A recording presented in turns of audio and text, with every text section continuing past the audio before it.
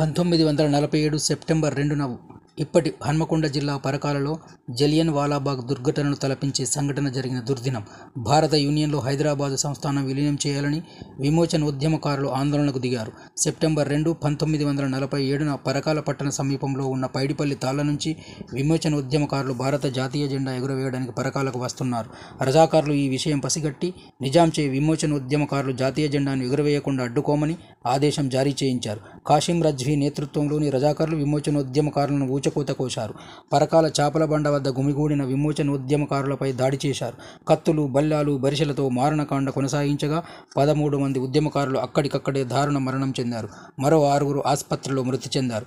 మరో 3 రంగాపూర్ గ్రామంలో చెట్టుకు కట్టేసి దారుణంగా గొడ్డలి, బడిసెలతో, తుపాకులతో కాల్చి చంపారు. 200 మందికి పైగా ఉద్యమకారులు తీవ్రంగా గాయపడ్డారు. వరంగల్ జిల్లా జలియన్ వాలాబాగ్గా ఈ సంఘటన ప్రాచుర్యం పొందింది. 2003 సెప్టెంబర్ 17న విమోచన ఉద్యమ దినం నాడు అప్పటి కేంద్ర మంత్రి, భారతీయ జనతా పార్టీ నాయకుడు సిహెచ్ విద్యాసాగర్